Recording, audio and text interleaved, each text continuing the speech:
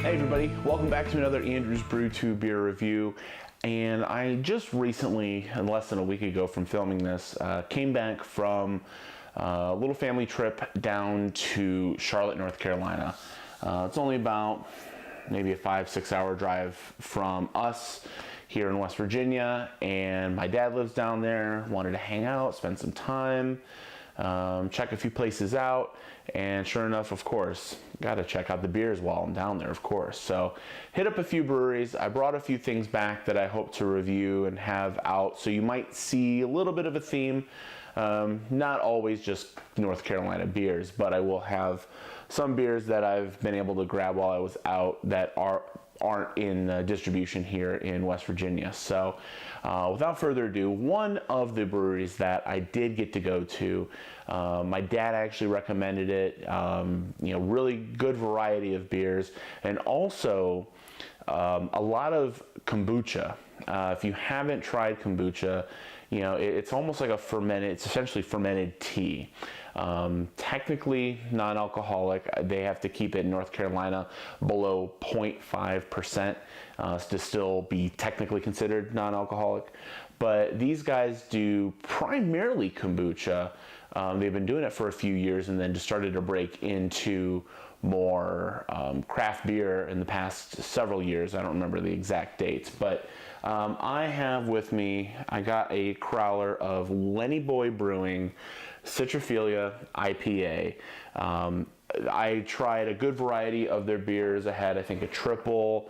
I had a smoked porter that they did, and actually the Belgian quad was bourbon barrel aged, which was phenomenal.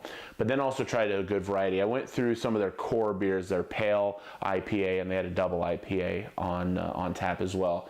But this IPA was actually one that I really enjoyed, so I wanted to make sure I had a can of it to take back with me and do a review.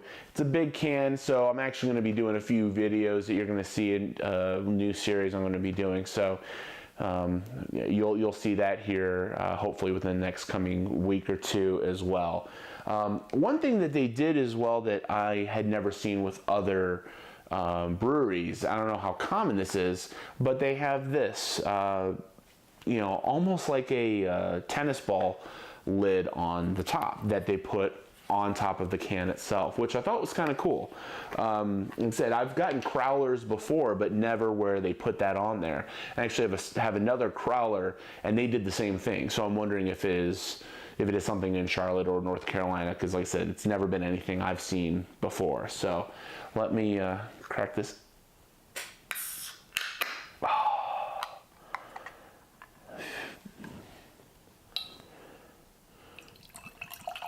Holding such a big ass can.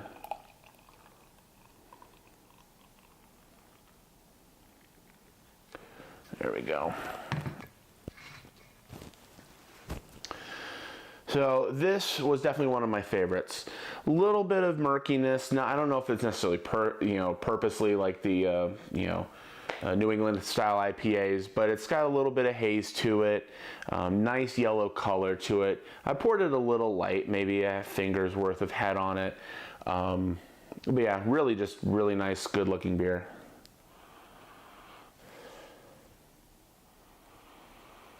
Nose on it is very nice. I mean, given that it's a Citraphilia, I can't imagine this isn't having some sort of citra hops to it, because I mean that's exactly, I get that nice tropical, citrusy, pineapple-y type of aroma on this. Light hint of maltiness, but it's definitely a hop forward IPA. And I had some IPAs while I was down there that were more, malt heavy, and definitely I'm not a fan of those type of beers. So something like this, a bit more hop presence to it, of course, is something that I think most people nowadays are really looking for. So yeah, fantastic aroma. Cheers. Still very tasty. Slight pop of bitterness, just enough.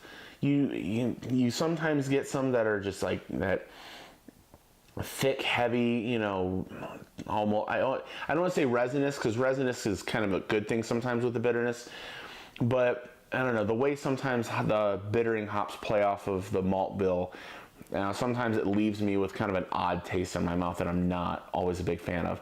This gives me just the right amount of bitterness, very clean on the palate, very easy to drink, very easy going. But again, it's nice, clean, good, you know, pineapple, a little bit of like a lemon, orange type of flavor to it. You know, it definitely has a little bit of a malty sweetness to it, but it's not that it's, you know, it's just enough, I should say. It's there enough to remind you that, yeah, there's you know, alcohol, there's, you know, sweetness to this beer, and I like it. It's just a nice enough, you know, enough backbone to it, without, you know, trying to hold back on the hops. The hops are obviously being a very, very, you know, major player here. Very enjoyable. I mean, for something like this, honestly, you know, anytime I go down there, I think this was one of their core beers too, which was great. So anytime I'm down there, I'm definitely going to swing by and pick up some of this for sure, because this was very nice, very clean, very, you know, approachable. You know, it's not one of those, you know, crazy hop bombs, crazy, you know, New England style, murky, thick, you know, IPAs, which, don't get me wrong, I love them, some of my favorites.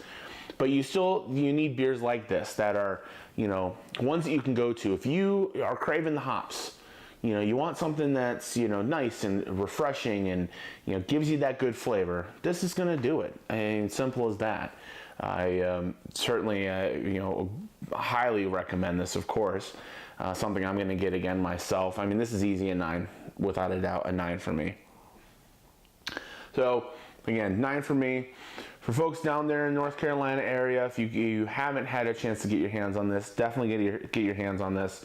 The kombucha, I was told, is actually distributed in 10 states. We actually got to do a little bit of a tour while we were down there as well, and it was really, really cool. Massive space, like 31,000 square feet, and right now they're only on a 10-barrel brewing system, so it's very small to start, but they have so much room to grow on where they are existing. It's awesome.